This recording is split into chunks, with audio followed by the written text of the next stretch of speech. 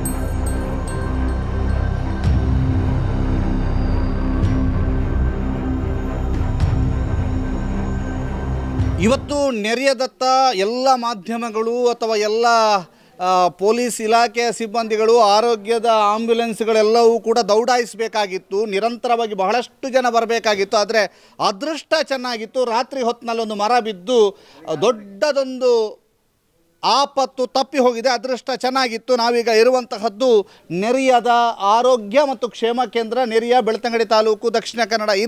ಇಲ್ಲಿಯ ಪ್ರಯೋಗಾಲಯ ಅಂತ ಇರುವಂಥದ್ದು ಅಥವಾ ಕೆಲವೊಂದು ಬೆಡ್ಗಳಿದ್ದಂತಹ ಒಂದು ಸೆಕ್ಷನ್ಗೆ ಮರ ಬಿದ್ದಿದೆ. ಮರ ಬಿದ್ದಿದ್ದು ಮಾತ್ರ ಅಲ್ಲ, ಸಂಪೂರ್ಣವಾಗಿ ಆ ಸೆಕ್ಷನ್ನೇ ಕೂಡ ಒಂದು ಬಹಳ ದೊಡ್ಡ ಮಟ್ಟಿನಲ್ಲಿ ದುರಸ್ತಿ ಮಾಡಬೇಕಾದಂಥ ಅನಿವಾರ್ಯತೆಗೆ ಸೃಷ್ಟಿಯಾಗಿದೆ. ನೋಡುವ, ಮರ ಬಿದ್ದಂತಹ ಪ್ರದೇಶಕ್ಕೂ ಹೋಗೋಣ.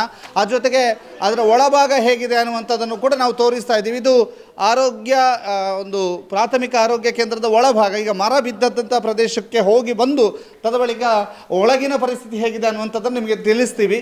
ಇದೀಗ ಮರವನ್ನು ತೆಗಿಬೇಕು ಅಂತ ಹೇಳಿ ಬಹಳಷ್ಟು ಜನರಿಗೆ ಈ ಹಿಂದೆ ಹೇಳಿದ್ದೇವೆ ಅನ್ನುವಂಥದ್ದನ್ನು ಸ್ಥಳೀಯರು ಹೇಳ್ತಾರೆ. ಅವರನ್ನು ಕೂಡ ಮಾತನಾಡಿಸಬೇಕು. ನೋಡಿ, ಇದು ಮರ ಬಿದ್ದಿರುವಂತಹ ಪ್ರದೇಶ ಹೇಗಿದೆ ಅನ್ನುವಂಥದ್ದು ನೋಡಿ. ಇದೀಗ ಸಂಪೂರ್ಣವಾಗಿ ಒಂದು ಬಿಲ್ಡಿಂಗ್ ಮೇಲೆ ಬಿದ್ದಿದೆ. ಸಂಪೂರ್ಣ ಬಿಲ್ಡಿಂಗ್ ಅದನ್ನು ಇನ್ನು ಸರಿಪಡಿಸಲಿಕ್ಕೆ ಬಹಳ ದೊಡ್ಡ ಖರ್ಚಾಗಲಿಕ್ಕಿದೆ. ಯಾಕೆಂದರೆ ಲಕ್ಷಾಂತರ ರೂಪಾಯಿ ಖರ್ಚಾಗಿದೆ ಅನ್ನುವಂಥ ಲೆಕ್ಕಾಚಾರ. ಈ ಮರ ಬಿದ್ದಿರೋದು ಮಾತ್ರ ಅಲ್ಲ, ಅದರ ಸುತ್ತಮುತ್ತ ಇನ್ನೂ ಕೂಡ ಮರಗಳಿದ್ದಾವೆ. ಆದರೆ ಇದಕ್ಕೆ ಸ್ಥಳೀಯರು ಇಲಾಖೆಗಳಿಗೆ ಎಚ್ಚರಿಸಿದ್ರು, ಸ್ಥಳೀಯರು ಇಲಾಖೆಗಳಿಗೆ ಮಾಹಿತಿಯನ್ನು ಕೂಡ ನೀಡಿದರು. ಆದರೆ ಇಲಾಖೆ ಯಾವುದೇ ರೀತಿಯಂಥ ಕ್ರಮ ಕೈಗೊಳ್ಳಿಲ್ಲ ಅನ್ನುವಂತಹದ್ದು ಸ್ಥಳೀಯರ ಮಾತು. ಇದೀಗ ನೀವು ನೋಡ್ತಾ ಇದ್ದೀರಿ ಮರ ಬಿದ್ದಂತಹ ಹೊರಭಾಗ ಹೇಗಿದೆ ಅಂತ.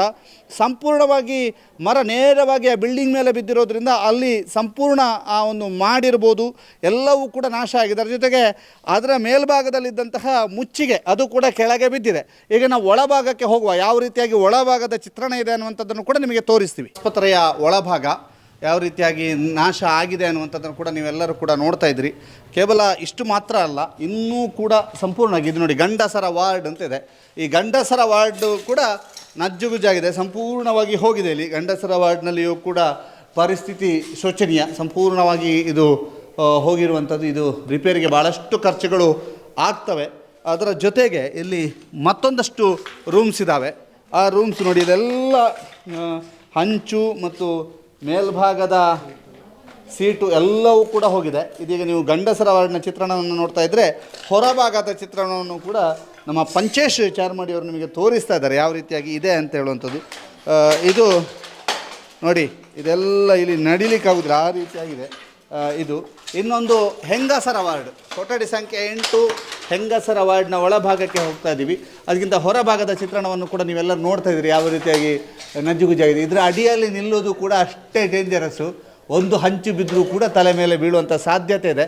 ಅಂಥ ಪರಿಸ್ಥಿತಿಯಲ್ಲಿದೆ. ಇಲ್ಲಿ ಒಳಗೆ ಯಾರನ್ನು ಬಿಡ್ತಾ ಇಲ್ಲ. ನಾವು ಒಳಗಿನ ಚಿತ್ರಣವನ್ನು ತೋರಿಸಬೇಕು ಅನ್ನುವಂಥ ಕಾರಣಕ್ಕೋಸ್ಕರ ಒಳ ಬಂದಿದ್ದೇವೆ. ಇದು ಇಲ್ಲಿಯ ವಾಸ್ತವ ಪರಿಸ್ಥಿತಿ ನೋಡಿ. ಇಲ್ಲಿಯ ಮೇಲ್ಭಾಗ, ಈ ಮೇಲ್ಭಾಗವನ್ನು ಕೂಡ ನಾವು ನಿಮಗೆ ತೋರಿಸ್ತಾ ಇದ್ದೀವಿ. ಸಂಪೂರ್ಣವಾಗಿ ಮರ ಬಿದ್ದು ಮೇಲ್ಭಾಗ ಹಾಳಾಗಿದೆ. ಇದು ಗೌರ್ಮೆಂಟ್ ಆಸ್ಪತ್ರೆಯೊಂದರ ಚಿತ್ರಣವನ್ನು ತಾವೆಲ್ಲರೂ ಕೂಡ ನೋಡ್ತಾ ಇರುವಂಥದ್ದು. ನೆರಿಯದ ಗೌರ್ಮೆಂಟ್ ಆಸ್ಪತ್ರೆಯ ಚಿತ್ರಣ ಇದು. ಇವತ್ತು ಬೆಳಗ್ಗೆ ಮರ ಬಿದ್ದಿರೋದು ಅಥವಾ ರಾತ್ರಿ ಬಿದ್ದಿರೋದು ಗೊತ್ತಿಲ್ಲ. ಇವತ್ತು ಬೆಳಗ್ಗೆ ಇಲ್ಲಿ ಡ್ಯೂಟಿಗೆ ಅಂತ ಬಂದವರಿಗೆ ಇದೊಂದು ಶಾಕ್ ಆದಿತ್ತು. ಸಂಪೂರ್ಣವಾಗಿ ಇಲ್ಲಿರ್ತಕ್ಕಂತಹ ಬೆಲೆ ಬಾಳುವ ವಸ್ತುಗಳು ಕೂಡ ಕೊಂಚ ಮಟ್ಟಿಗೆ ಹಾನಿಯಾಗಿದೆ. ಅದ್ರ ಜೊತೆಗೆ ಬಿಲ್ಡಿಂಗ್ ಸಂಪೂರ್ಣವಾಗಿ ಹಾನಿಯಾಗಿದೆ. ಇದನ್ನೆಲ್ಲವನ್ನು ಕೂಡ ರಿಪೇರಿ ಮಾಡಿಸಬೇಕು ಅನ್ನುವಂತಹದ್ದು ಈಗ ಸರ್ಕಾರದ ಮೇಲಿದೆ. ಇವತ್ತು ರಿಪೇರಿಗೆ ಎಷ್ಟು ಖರ್ಚಾಗ್ತದೆ ಅನ್ನುವಂಥ ಲೆಕ್ಕಾಚಾರ ಕೂಡ ಇನ್ನು ಮಾಡಬೇಕಾಗಿದೆ. ಆದರೆ ಸ್ಥಳೀಯರು ಏನು ಹೇಳ್ತಾರೆ ಮತ್ತು ಇಲ್ಲಿನ ಪರಿಸ್ಥಿತಿ ಈಗ ಹೇಗಿದೆ ಅನ್ನುವಂಥ ನಿಮಗೆ ಸಂಪೂರ್ಣವಂತ ವಿವರಿಸುವಂಥ ಕೆಲಸವನ್ನು ನಾವೀಗ ಮಾಡಿದ್ದೇವೆ. ಇಲ್ಲಿ ಬೆಡ್ಗಳಿತ್ತು. ಈ ಬೆಡ್ಡನ್ನು ಈಗಾಗಲೇ ಸ್ಥಳೀಯರು ಮತ್ತು ಇಲ್ಲಿಯ ಸಿಬ್ಬಂದಿಗಳು ಒಟ್ಟು ಸೇರಿ ಶಿಫ್ಟ್ ಮಾಡಿದ್ದಾರೆ. ಅಂದರೆ ಬೆಡ್ ಇದನ್ನೆಲ್ಲ ಶಿಫ್ಟ್ ಮಾಡುವಂಥ ಕೆಲಸವನ್ನು ಕೂಡ ಮಾಡಿದ್ದಾರೆ. ಈ ಬಗ್ಗೆ ಸ್ಥಳೀಯರು ಏನು ಹೇಳ್ತಾರೆ, ಇಲ್ಲಿನವ್ರು ಏನು ಹೇಳ್ತಾರೆ ಕೇಳುವ. ಅದೃಷ್ಟವಶಾತ್ ಇಲ್ಲಿ ಯಾರೂ ಇರದೇ ಇದ್ದಾಗ ಇಂತಹದೊಂದು ಮರ ಬೀಳುವಂತಹದ್ದು ಆಗಿದೆ. ಒಂದು ರೀತಿಯಲ್ಲಿ ದೇವರು ಕಾಪಾಡಿದ್ರು ಅಂತ ಹೇಳುವಂಥ ಭಾವನೆ ಎಲ್ಲರಲ್ಲೂ ಕೂಡ ಇದೆ. ಇಲ್ಲಿಯ ವೈದ್ಯಾಧಿಕಾರಿ ಇದ್ದಾರೆ, ಇಲ್ಲಿಯ ಪ್ರಮುಖರಿದ್ದಾರೆ, ಜೊತೆಗೆ ಸ್ಥಳೀಯರು ಕೂಡ ಇದ್ದಾರೆ. ಎಲ್ಲರನ್ನೂ ಮಾತನಾಡಿಸುವ. ಸರ್, ನೀವು ಇಲ್ಲಿ ವೈದ್ಯಾಧಿಕಾರಿ, ನಿಮ್ಮ ಹೆಸರೇನು ಮತ್ತು ಇದು ನೀವು ಬಂದಾಗ ಹೇಗಿತ್ತು? ನಾನು ಡಾಕ್ಟರ್ ಸುನಿಲ್ ಕುಮಾರ್ ಅಂತೇಳಿ. ನಾನೀಗ ಆ್ಯಕ್ಚುಲಿ ಉಸ್ತುವಾರಿ ಪ್ರಭಾರ ವಹಿಸ್ಕೊಂಡಿರ್ತೇನೆ. ಇಲ್ಲಿ ವೈದ್ಯಾಧಿಕಾರಿಯಾಗಿ ಕುಮಾರಿ ಸೌಜನ್ಯ ಅವರು ಇರ್ತಾರೆ. ಅವರು ತಾತ್ಕಾಲಿಕವಾಗಿ ಒಂದು ಇಂಡಕ್ಷನ್ ಟ್ರೈನಿಂಗ್ ಅಂತೇಳಿ 21 ಡೇಸ್ ಟ್ರೈನಿಂಗಲ್ಲಿದ್ದ ಕಾರಣ ನಾನು ಇವಾಗ ಪ್ರಭಾರ ವೈದ್ಯಾಧಿಕಾರಿಯಾಗಿ ಕಾರ್ಯನಿರ್ವಹಿಸ್ತಾ ಇದ್ದೇನೆ. ನನಗೆ ಇವತ್ತು ಬೆಳಗ್ಗೆ ಮರ ಬಿದ್ದಿರ್ತಕ್ಕಂಥದ್ದು ಸರಿ ಸುಮಾರು ಇವತ್ತು ಬೆಳಗ್ಗೆ 6ರಿಂದ 7 ಗಂಟೆ ಒಳಗಡೆ ಮರ ಬಿದ್ದಿದೆ. ಇದು ಹಿಂದೆ ಚಾವಣಿ ಮೇಲೆ ಅದು ಸ್ಥಳೀಯರು ನೋಡಿ ಅದನ್ನು ನಮ್ಮ ಹಿರಿಯ ಪ್ರಾಥಮಿಕ ಸುರಕ್ಷಾಧಿಕಾರಿಯಾದಂಥ ಸರೋಜಾ ಸಿಸ್ಟರ್ಗೆ ತಿಳಿಸಿರ್ತಾರೆ. ಅವರು ನಮಗೆ ದೂರವಾಣಿ ಮುಖಾಂತರ ತಿಳಿಸಿದರು. ನಾವು ಬಂದು ನೋಡುವಾಗ ಆ ಮರ ಅದು ಫಿಮೇಲ್ ವಾರ್ಡ್ 2 ಚಾವಣಿ ಮೇಲೆ ಬಿದ್ದಿದ್ದು ಕಂಡು ಬಂದಿದೆ. ಮತ್ತು ಚಾವಣಿ ಸಂಪೂರ್ಣವಾಗಿ ಜಖಮಾಗಿರ್ತದೆ. ಅದೇ ನೀವು ಹೇಳಿದಾಗೆ ಮರ ಬಿದ್ದ ಕ್ಷಣದಲ್ಲಿ ಯಾರೂ ಇರಲಿಲ್ಲ. ಆದ್ದರಿಂದ ಯಾವುದೇ ಅವಘಡ ಸಂಭವಿಸಿಲ್ಲ. ಚಾವಣಿ ಅಷ್ಟೇ ಕೊಲಾಪ್ಸ್ ಆಗಿರ್ತದೆ. ನಾವು ಆ್ಯಂಟಿಸಿಪೇಟ್ ಮಾಡಿರಲಿಲ್ಲ ಇದು ಆಗ್ತದೆ ಅಂತೇಳಿ. ಅದು ಏನಂತ ಹೇಳಿದ್ರೆ ಅದು ಮಧ್ಯ ಮರದ 2 ಕೊಮ್ಮೆ ಮಧ್ಯದಲ್ಲಿ ಕುಟ್ಟಿಡ್ದು ಏನು ಫಂಗಸ್ ಇನ್ಫೆಕ್ಷನ್ ಆಗಿ ಮರ ಅದಕ್ಕೆ ಸಂಪೂರ್ಣವಾಗಿ ಬಾಗಿದ ಅವಸ್ಥೆನೂ ಇರಲಿಲ್ಲ. ಅದು ನಾವು ಬಂದು ನೋಡಿದಾಗ ಆ ಥರದ್ದೇನು ಇರಲಿಲ್ಲ. ಅದು ಬಹುಶಃ ಅದು ನಮಗೆ ಮೊದಲೇ ಗೊತ್ತಾಗಿದ್ದರೆ ನಾವು ತೆಗೆಸ್ತಾ ಇದ್ವಿ. ಗೊತ್ತಾಗಲಿಲ್ಲ. ಗೊತ್ತಾಗದೇ ಆ ಮರ ಚಾವಣಿ ಮೇಲೆ ಬಿದ್ದಿದೆ. ಯಾರಿಗೂ ಯಾವುದೇ ಒಂದು ದುರಂತ ಏನೋ ಸಂಭವಿಸಿಲ್ಲ. ಅದನ್ನೀಗ ಒಂದು ವೇಳೆ ಆಫ್ಟರ್ 9 ಆಗ್ತಿದ್ರೆ ಗಂಡಸರ ವಾರ್ಡ್ ಮತ್ತು ಹೆಂಗಸರ ವಾರ್ಡಲ್ಲಿ ಏನಾಗ್ತಿತ್ತು ಕೆಲಸ ಕಾರ್ಯಗಳು? ಅಂದರೆ ಏನು ನಡೀತದೆ? ಅಬ್ಸರ್ವೇಷನ್ ಪೇಷಂಟ್ಸ್ ಬಂದವ್ರಂತೆ ಒಂದಂಥ ಪೇಷಂಟ್ಸ್ಗೆ ಅಬ್ಸರ್ವೇಷನ್ಗೆ ಅಂತ ಇಡ್ತಾ ಇದ್ರು. ಅಲ್ಲಿ ಜನ ಇರ್ತಾ ಇದ್ರು. ಆಪತ್ತಿದ್ದೇ ಇತ್ತು ಇದ್ದು ಅಲ್ವಾ? ಅಲ್ಲ, ಇರ್ತಿದ್ರು. ಅದು ವರ್ಕಿಂಗ್ ಅಲ್ಲ. ಅದಕ್ಕೆ ಇನ್ನೊಂದು ಏನಂತ ಹೇಳಿದ್ರೆ ಅದು ಮರ ಒಂದೇ ಸಡನ್ ಆಗಿ ಬಿದ್ದಿಲ್ಲ. ಬೀಳೋಕೆ ಮೊದಲು ಸ್ವಲ್ಪ ಸೌಂಡ್ ಬಂದಿದೆ. ಸೌಂಡ್ ಬಂದು ನಿಧಾನವಾಗಿ ಮರ ಬಿದ್ದಿದೆ. ಸ್ಥಳೀಯರು ಹೇಳೋದ್ರ ಪ್ರಕಾರ ನಮಗೆ ಇನ್ಫಾರ್ಮೇಷನ್ ಸಿಗ್ತಾಯಿತ್ತು ಅಂತ ಅಲ್ಲಿ ಇದ್ದಿದ್ರು ಅದು ಹೊರಗೆ ಬರೋ ಅಂಥ ಅವಕಾಶ ಇರ್ತಿತ್ತು ಅಂತ ನಾವು ಹೇಳೋದು. ಅಂದರೆ ಅಲ್ಲ, ನಾನು ಕೇಳ್ತಾ ಇರೋದು ಈ ಗಂಡಸರ ವಾರ್ಡ್ ಮತ್ತು ಹೆಂಗಸರ ವಾರ್ಡ್ ಇದೆಯಲ್ಲ, ಇದು ವರ್ಕಿಂಗಲ್ಲಿ ಇತ್ತಾ ಇಲ್ವಾ? ವರ್ಕಿಂಗಲ್ಲಿ ಜನ ಇರ್ತಿದ್ರು. ಮೇಡಮ್, ನೀವು ಎಷ್ಟೊತ್ತಿ ಬಂದ್ರಿ? ಫಸ್ಟ್ ನಿಮಗೆ ಗೊತ್ತಾದ ಇನ್ಫಾರ್ಮೇಷನ್? ಹೌದು, ನನಗೆ ಫಸ್ಟ್ ಇನ್ಫಾರ್ಮೇಷನ್ ಸ್ಥಳೀಯರು ಫೋನ್ ಮಾಡಿದ್ರು. ಒಂದು 6:45ರಿಂದ 7 ಗಂಟೆ ಒಳಗೆ ಈ ಸಂಭವ ಆದಂಥದ್ದು. ಹಾಗೆ ಸ್ಥಳೀಯರು ನನಗೆ ಫೋನ್ ಕಾಲ್ ಮಾಡಿದಾಗ ನಾನು ಇಲ್ಲಿ ಬಂದು ಸ್ಥಳವನ್ನೆಲ್ಲ ವೀಕ್ಷಣೆ ಮಾಡಬೇಕಾದ್ರೆ ಮಾಡೇ ಸಾಧಾರಣ ನಮ್ಮ 2 ಮೇಲ್ ವಾರ್ಡ್ ಮತ್ತು ಫಿಮೇಲ್ ವಾರ್ಡನ್ನು ಫುಲ್ ಕವರ್ ಆಗಿತ್ತದು. ಹಾಗೆ ಅಲ್ಲಿಂದ ನಾನು ಅದರದ್ದು ವಿಡಿಯೋವನ್ನು ಫೋಟೋವನ್ನೆಲ್ಲ ತೆಗೆದು ನಮ್ಮ ವೈದ್ಯಾಧಿಕಾರಿ ಮೇಲಧಿಕಾರಿಗೆ ಅವರಿಗೆ ಸೆಂಡ್ ಮಾಡಿದೆ. ಹಾಗೆ ನಾವು ಕಂದಾಯ ಇಲಾಖೆಗೆ ಸಹ ಫೋನ್ ಮಾಡಿದಾಗ ಅವರು ಉಗ್ರಾಣಿಯವರು ಇಲ್ಲ ಆನ್ ದ ವೇ ಹೋಗ್ತಾ ಇದ್ದೇನೆ ಹೇಳಿದರು. ಅವರು ಕಂದಾಯ ಇಲಾಖೆ ತಿಳಿಸ್ತೇನೆ ಅಂತ ಹೇಳಿದರು. ಹಾಗೆ ಸ್ಥಳೀಯ ಸಿಬ್ಬಂದಿ ಇಲ್ಲಿ ಹರೀಶ್ ಜಯ ಅಂತ ಹೇಳೋರು ಬಂದರು, ಕೇಶವ ಅಂತ ಹೇಳೋರು ಬಂದರು.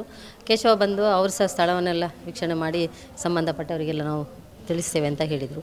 ಹಾಗೆ ಅಲ್ಲಿ ಈಗ ನಮಗೆ ಅಂದರೆ ಅದು ವರ್ಕಿಂಗ್ ಇಲ್ಲದ ಸಂದರ್ಭ ಆದ ಕಾರಣ ನಾವು ಪೇಷಂಟ್ ಬಚಾವಾಗಿದ್ದಾರೆ. ಯಾಕೆಂದರೆ ನಾವು ABRKಯಲ್ಲಿ ಬೆಳಗಿನ ಸಂಜೆ ತನಕ ಒಂದು ಪೇಷಂಟ್ಗೆ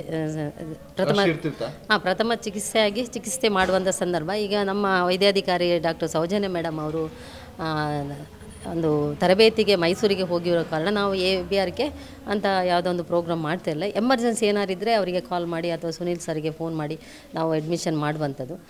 ಬಟ್ ಅದು ಮಾರ್ನಿಂಗ್ ಆದ ಕಾರಣ ನಮ್ಮ ಯಾವುದೇ ಫಲಾನುಭವಿಗೆ ಸಹ ಏನೂ ಒಂದು ಅವಘಡ ಆಗದೆ ಸೇಫ್ ಆಗಿದ್ದಾರೆ. ಅದು ಒಂದು ದೇವರ ದಯೆ ಅಂತ ಹೇಳ್ಬೋದು.